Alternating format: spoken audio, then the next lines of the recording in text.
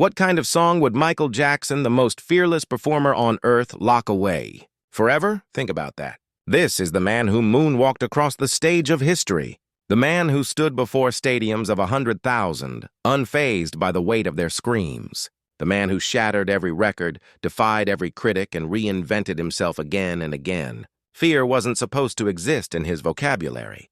And yet there was one recording, one master tape, that he chose to bury deep inside his private vault. Why? That single question has haunted engineers, collaborators, and fans for decades. And like any unsolved riddle, the whispers only grow louder with time. Some say it was too dark, too personal, a confession never meant for public ears. Others claim it was unfinished brilliance, a track so raw and unpolished that Michael himself could never bear to let it out. And then there are the bolder theories, that the song contained truths about betrayal, pain, and paranoia that the world simply wasn't ready to face. Imagine the silence of that vault. Behind its heavy doors lay thousands of hours of unreleased vocals, demos, alternate takes, a lifetime of sound. Yet among this ocean of music there was one piece that stood apart. Not because it was incomplete, but because it was forbidden. Michael was a man obsessed with legacy. He knew the power of a single note, a single lyric to ignite or to destroy. He also knew the cost of exposure. For someone who lived under a microscope, hunted by tabloids, cornered by scandal, adored and torn apart in the same breath, control meant survival. And so he built walls not only around his life, but around his art. But why this tape? Why was it different? Was it a message to someone he could never name? Was it a self-portrait too raw for the world to see? Or was it the night the king of pop stared into his own darkness and decided, this one doesn't leave the room? The truth lies buried in the vault, and the closer we get to it, the more dangerous the story becomes. Because sometimes the most haunting songs are not the ones we hear, but the ones silenced forever. And tonight, we open the door. For years, whispers about Michael's vault circulated like ghost stories in the music industry. Insiders spoke of a library of songs, not dozens, but hundreds, maybe thousands. Unreleased tracks stacked like hidden chapters of a book we've never read. According to some estimates, Michael recorded over 8,000 hours of material that never made it to public ears. That's not just unreleased. That's an empire of silence. But unlike other artists' archives, Michael's vault carried an aura of intentional secrecy. This wasn't simply the overflow of creativity that didn't fit an album. It wasn't a casual drawer of demos. It was curated, guarded, locked. Why would the greatest entertainer of all time lock away so much of himself? On one level, the answer was perfectionism. Michael was infamous for never being satisfied, for spending weeks on a single line, for layering vocals until they shimmered like glass. To him, anything less than perfection was a betrayal of his audience.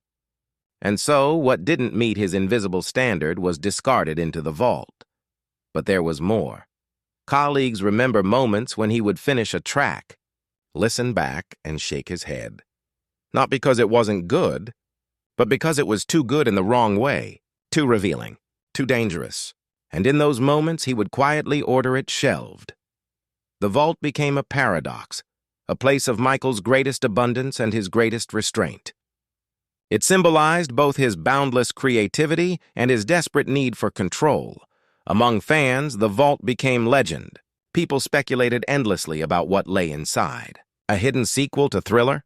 Collaborations with icons we never knew about? Songs that could have changed music history? The mystery itself became part of Michael's myth. And yet, when former engineers and insiders are pressed, they sometimes lower their voices, almost as if the walls themselves are listening. Because among the thousands of tapes in that vault, there is one they all mention. Not by name because it never had one. Not by melody because they will not sing it. But by weight. They call it the one Michael wouldn't let go. What made this song different from the rest? The legend of the vault was big enough to swallow entire albums. But this single tape, this was the secret inside the secret. And to understand why Michael buried it, we have to go back. Back to a night in the studio when everything changed. It was late. The kind of late when the world outside feels like a dream, and the only reality is the dim glow of studio lights. Michael thrived in these hours. He said inspiration came to him when the world was quiet, when distractions faded into silence. But this night was different. Engineers recall his energy, restless, almost feverish. He wasn't chasing a hit. He was chasing something invisible, something burning in him. Hours turned into an endless loop of takes. His voice, sharp, aching, raw, cut through the speakers again and again. Each version edged closer to something that unsettled even the most hardened professionals in the room. There's an eerie intimacy in the way they describe it. Michael wasn't performing for the charts or the crowd that night. He was performing for himself, or perhaps confronting something he didn't want to face. The lyrics, fragmented, whispered between takes, carried tones of paranoia and betrayal. Shadows of accusation, echoes of a man cornered reaching for escape but finding only walls. It didn't sound like Michael, one insider later said. It sounded like someone else was speaking through him. When the session finally ended, the room was heavy. No laughter, no celebration, no triumphant playback. Just silence. Michael ordered the tape stored immediately. No mixing, no polishing. Locked away! And unlike countless other unfinished tracks, this one never resurfaced. Not during album discussions, not in later sessions, not even in the vault catalogs. For years, engineers who had been in that room avoided the subject. Some brushed it off as just another unreleased demo. But when pressed, their eyes shifted, their voices lowered, and they admitted something they rarely spoke aloud. That night felt different. It wasn't just a song. It was an unraveling, and Michael knew it. He knew the world couldn't hear it. Perhaps he feared what it revealed. Perhaps he feared the power it carried. Or perhaps he simply feared himself. The tape was sealed away, unmarked, unnamed. And from that night onward, whispers began of a recording too haunting to be released, too raw to be heard. But what exactly was captured in those lyrics? What words were too dangerous for the king of pop to ever share? That question leads us deeper, into the heart of the tape itself. The mystery of the tape does not lie in its melody. It lies in the words. Michael Jackson's public catalog was carefully balanced. For every explosive anthem like Beat It or Black or White, there was a tender ballad, a call for love, unity, and healing. Even when he sang about pain, as in Stranger in Moscow or They Don't Care About Us, there was always a sense of uplift, a light piercing through the darkness. But the whispers about this unreleased tape suggest the opposite. They speak of lyrics stripped of hope, verses that spiraled into paranoia, stanzas that felt less like performance and more like confession. Imagine Michael's voice, fragile, trembling yet sharp, spelling out thoughts he had never dared to share in public. Words about betrayal from people closest to him, words about vultures circling his fortune, words about guilt and regret. This wasn't the voice of a global icon. It was the voice of a man trapped. Some insiders describe it as almost diary-like. Not a polished pop lyric, but stream of consciousness revelations set to music. He seemed to be writing for himself, not for the radio, not for the charts. It was the sound of a man staring into the mirror and refusing to look away. One line, reportedly, cut like glass. It suggested that even his blood was for sale, that even family could turn into strangers. For a man who had lived his entire life in the glare of the public, who had seen friends transform into opportunists, who had survived lawsuits, betrayals, and broken trust, the sentiment was not hard to believe. But it was far too raw to release. For Michael, art was always double-edged. He wanted the world to feel his pain, but only when he could transform that pain into something bigger, something universal. He once said, "I want to make songs that will live forever, not just tell my story, but everyone's story." But this tape, it wasn't universal. It was painfully, piercingly personal, and therein lay the danger. What would happen if the world heard the most vulnerable version of Michael Jackson, not the king of pop, not the myth, but the wounded man? What would happen if those lyrics were picked apart by tabloids, dissected by lawyers, weaponized by enemies? For a man whose every move was a headline, the consequences could have been catastrophic. Michael knew it. He understood how a single line, stripped of context, could be twisted beyond recognition. He had lived through it before. Songs like They Don't Care About Us had already drawn accusations of anti-Semitism, despite his insistence that the lyrics had been misunderstood. The media didn't forgive. They devoured. And with this tape, there would be no misunderstanding, only exposure. Exposure he couldn't control, so he locked it away. But locking away the tape did not erase the words. Those who heard them never forgot.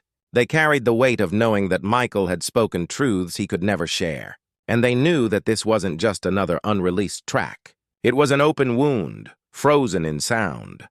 If Michael feared those lyrics would destroy him in life, what would they mean after his death? The answer to that question takes us into the world that surrounded him.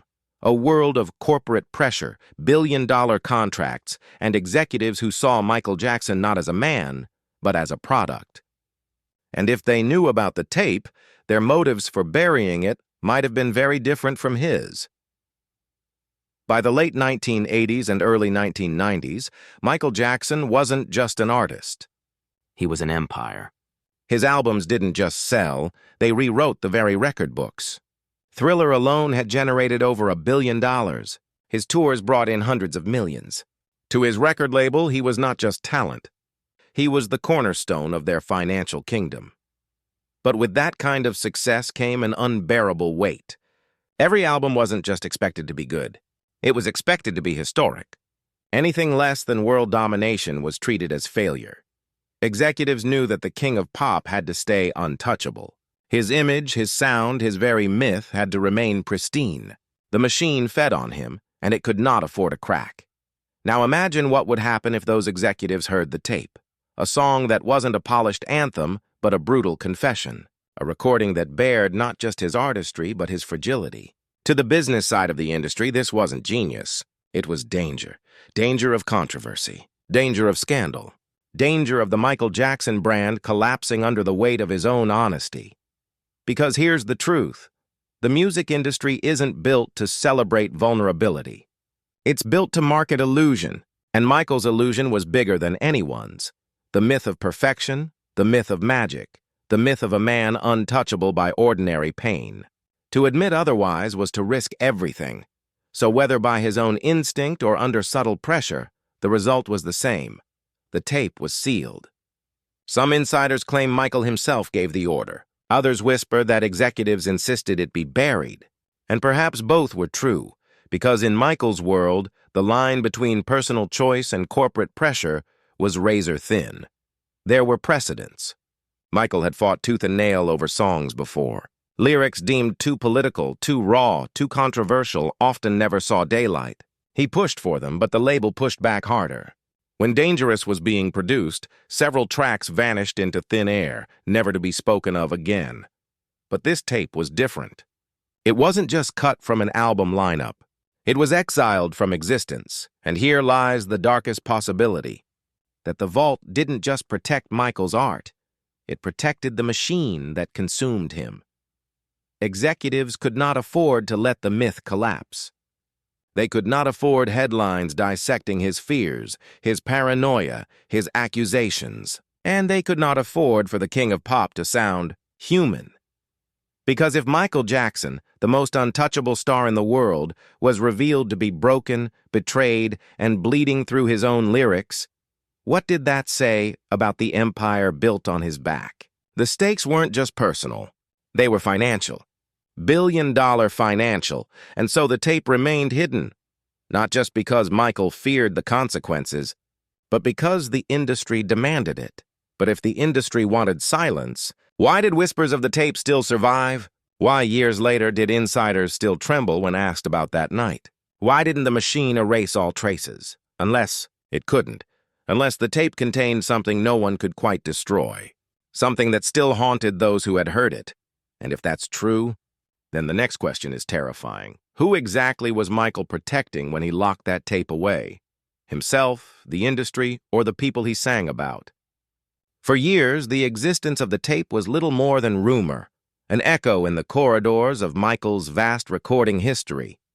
But slowly, carefully, those who had been close to him began to hint that the story was real. Not openly. Never on the record, always in whispers.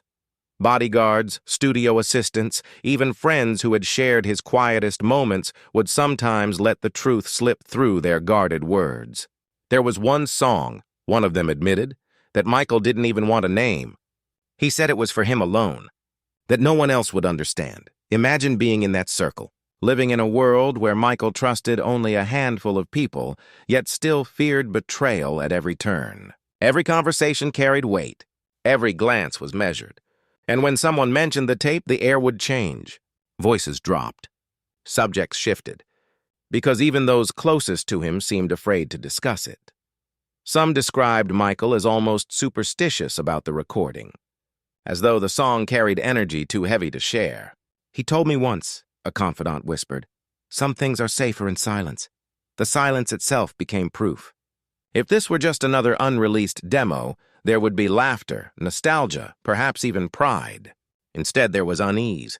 Why would so many of his trusted circle treat this particular track as though it carried danger? Others hinted that Michael was torn.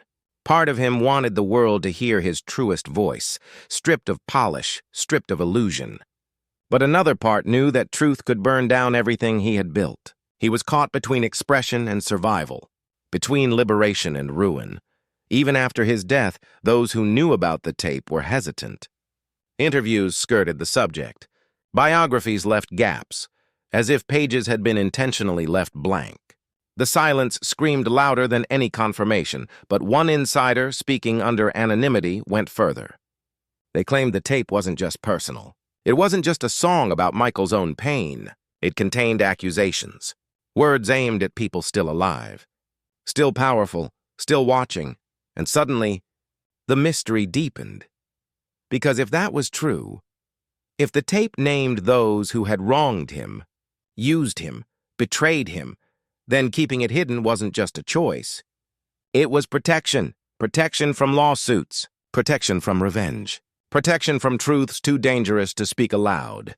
And the more we listen to these whispers, the more one question looms. Did Michael lock the tape away because of what it revealed about him? Or because of what it revealed about others? To answer that, we must step into the shadow that haunted him all his life, the constant fear of betrayal. A fear so deep that even in his greatest moments, he could never shake the feeling that someone, somewhere, was sharpening the knife behind his back. Betrayal. Few words carried more weight in Michael Jackson's life. From the earliest days of his childhood, trust was never simple. He had grown up under the strict, unrelenting eye of his father, Joseph Jackson, who pushed him and his brothers into stardom with iron control. Love and discipline blurred until Michael no longer knew the difference between devotion and fear. As his fame grew, betrayal became the pattern of his existence. Friends who sold stories to tabloids, business partners who siphoned money from his fortune, lawyers who promised loyalty while planning their exit. Even family members who, in moments of desperation, traded private truths for public currency. Michael felt it everywhere. And the higher he climbed, the more dangerous betrayal became. By the time he was recording the sessions that birthed the forbidden tape, paranoia had taken root in his daily life. He believed phones were tapped. He believed staff were spying. He believed that every handshake came with hidden strings, and maybe he wasn't wrong. Court cases had already bled him financially and emotionally. Allegations and lawsuits had turned his name into a battlefield. And behind closed doors, those who pretended to protect him were sometimes the ones who hurt him most. The whispers about the tape suggest that this betrayal was at its core. The lyrics, according to those who have heard fragments, were not vague. They were sharp, specific, aimed. Michael was not singing in metaphors. He was naming the feeling of being surrounded by wolves. He was describing the suffocating sense that even his sanctuary, the studio, was compromised. And that's why the tape terrified him. Because to release it would not only reveal his wounds, it would reveal his enemies. There is a cruel irony here. Michael Jackson, the most beloved entertainer in the world, could fill stadiums with adoring fans. Yet in his private life, he trusted almost no one. The greater his gift, the deeper his isolation. And betrayal wasn't just emotional, it was financial. The music industry is filled with stories of stars who were exploited, but Michael's case was extraordinary. Billions of dollars surrounded his name. Every contract, every handshake, every song was a battlefield of control. And in that battlefield, betrayal wasn't an accident. It was the strategy. If the tape contained accusations, if Michael had put into words the names, the deals, the betrayals that haunted him, then its danger became clear. It wasn't just personal therapy. It was evidence. Evidence that could destroy reputations. Evidence that could ignite lawsuits. Evidence that could expose an industry built on secrets. And so, perhaps Michael understood the cost. He had always been a perfectionist, but in this case, perfection wasn't the reason for silence. Survival was. By locking the tape away, he wasn't just burying his own pain. He was shielding the world from a revelation it wasn't ready to hear. But betrayal doesn't die in silence. It festers, it grows. And even after Michael's passing, the shadow of betrayal still hangs over the vault. Because if the tape named enemies, if it carried truths meant to remain buried, what would happen if it were discovered now? Who would stand to lose everything if those words finally reached the world? And more chillingly, could that possibility be the very reason the tape remains hidden to this day? On June 25, 2009, the world stopped. Michael Jackson, the man who had redefined music, dance, and celebrity itself, was gone. In the days that followed, grief swept across every corner of the globe. Candlelight vigils, endless radio tributes, fans weeping in streets they had never walked before. But behind the public mourning, another battle began. A battle not of tears, but of paper, of contracts, of ownership, of control, because Michael had left behind more than memories. He had left behind a treasure chest, his vault. Inside, it lay decades of unreleased music, demos, and recordings. To some, it was a holy grail, the chance to bring new Michael Jackson songs into the world long after his death. To others, it was a gold mine, a billion-dollar catalog waiting to be monetized. Almost immediately, questions erupted. Who would control the vault? His estate? His family? His label? Lawyers pored over contracts. Estates argued in courtrooms, and Sony, the giant that had profited from Michael for decades, saw opportunity. Within a year, Sony struck a staggering $250 million deal with his estate, securing the rights to release albums of unreleased material.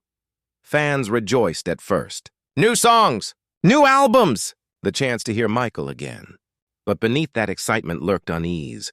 Because if Michael had wanted these songs released, why hadn't he done it in his lifetime? And that unease only grew when whispers resurfaced about the forbidden tape.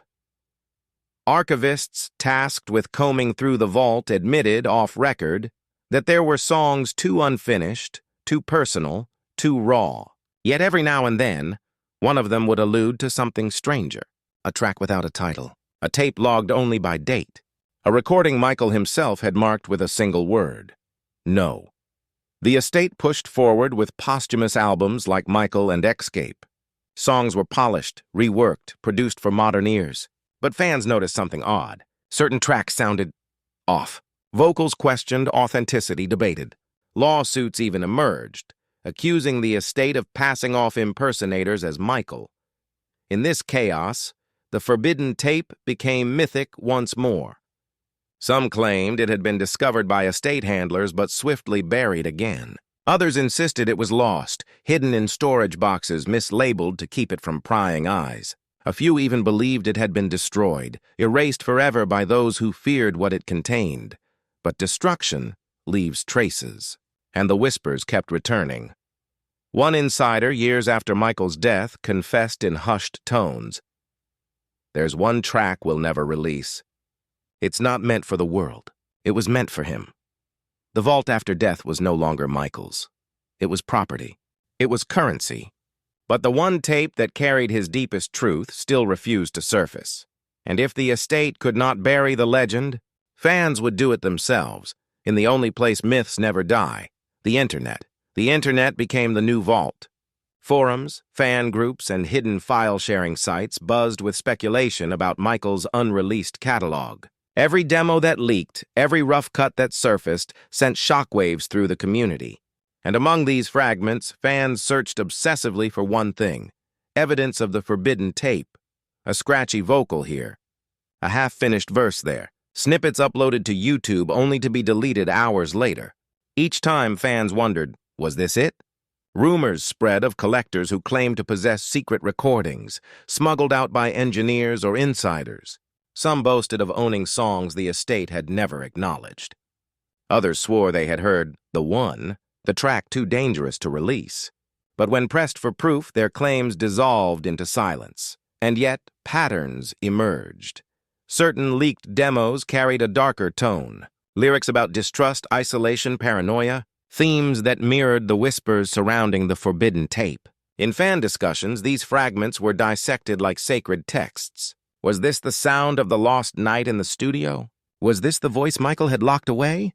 But the more leaks appeared, the murkier the mystery became. Fake tracks circulated, produced by imitators chasing clout. Deepfakes added another layer of confusion, muddying the line between truth and invention. The forbidden tape became both everywhere and nowhere, a ghost haunting the digital age. Still, one thing was undeniable: the obsession grew. The less the estate said, the more the myth spread. Fans began to believe the silence itself was confirmation. Why deny something unless there was something to deny? And in the midst of this frenzy, a chilling idea began to take hold. What if no one had ever heard the tape outside that studio session? What if all the rumors, all the whispers, all the leaks were shadows of something that had never truly escaped? Because think about it. For all the songs that leaked, for all the demos floating through cyberspace, not one person could definitively say, "I have the tape. I've heard it in full." Maybe that was the real truth. Maybe the forbidden tape wasn't just unreleased. It was unheard. A recording so locked away, so hidden that even those who cataloged the vault couldn't touch it. A song that lived in rumor, in memory, in the haunted silence of those who were there that night. And if that's true, then the question becomes even more haunting. If no one has ever heard the tape, does it even still exist? Or has it been swallowed by the vault, lost to time, waiting for the day when silence finally breaks? There's a question that echoes louder than any leaked demo, louder than any lawsuit, louder even than the vault itself. Why would Michael record something so powerful, so personal, and then forbid its release? To answer that, we have to step into Michael's world, not as the king of pop, not as the icon, but as the man.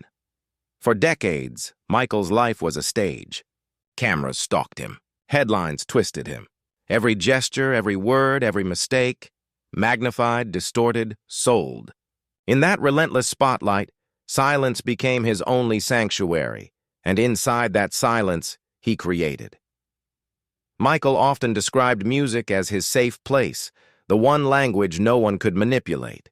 But what happens when even that language becomes too raw, too revealing? What if he recorded something not for the charts, not for the fans, not even for history, but for himself? Psychologists who studied celebrity isolation describe a paradox. The bigger the star, the less space they have to simply be. Their deepest emotions become currency. Their pain becomes spectacle. For Michael, a man already scarred by a childhood stolen in rehearsals and contracts, that paradox was unbearable. So maybe the forbidden tape wasn't meant as a gift. Maybe it was a confession. Some say it carried lyrics of bitterness, calling out betrayals by name, words that could have triggered lawsuits and vendettas. Others whisper it was darker still, a song born from despair, where Michael allowed himself to say what he never could in interviews or public statements. And here's the thing, Michael understood the weight of words.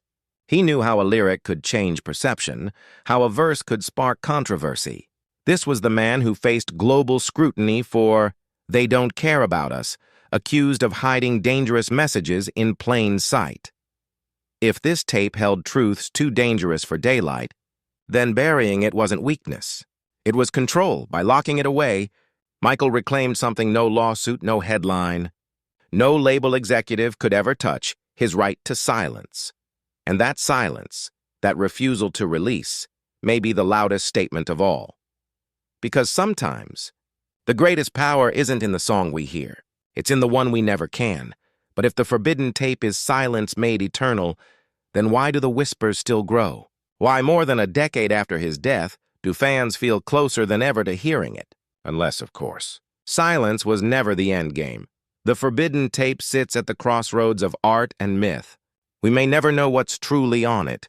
Lyrics of rage, a cry of despair, a melody too sacred to share. But its absence has shaped Michael's legacy as much as any song he released. Think about it. The legend of the tape keeps Michael alive in ways no posthumous album could. It reminds us that his art still holds secrets, that his story is unfinished. And isn't that exactly how myths endure? Not through answers, but through questions. Fans still scour the internet for clues. Collectors still whisper about unreleased sessions. Insiders still drop cryptic hints. Each rumor adds another layer to the myth. Another verse to a song we can't hear but can never forget. And maybe, just maybe, that's the point. What if Michael intended the tape not as music, but as a message? A final act of control in a life dominated by others. By leaving something hidden, he left behind mystery. And mystery ensures immortality. Because here's the haunting truth. We don't need to hear the tape to feel its power. Its very absence plays in our minds like a melody without sound. We imagine the chords, the words, the emotion. And in doing so, we create our own versions. Infinite versions. The Forbidden Tape isn't one song. It's every song we believe it could be. And yet, the story doesn't end here. Archivists quietly admit that boxes in the vault remain uncatalogued, tapes mislabeled, recordings unmarked. Each year, technology advances, making it easier to restore and identify forgotten reels. So the possibility lingers. One day, by accident or intention, the forbidden tape might surface, and if it does, the world will face a dilemma. Do we honor Michael's silence? Or do we break it? Would hearing the tape bring us closer to the man? Or would it betray the choice he made to lock it away? That is the cliff where his legacy stands, a legacy unfinished, unresolved, and echoing with questions. And until that silence is broken, the Forbidden Tape will remain the most haunting song Michael Jackson ever recorded. Not because we've heard it, but because we never will.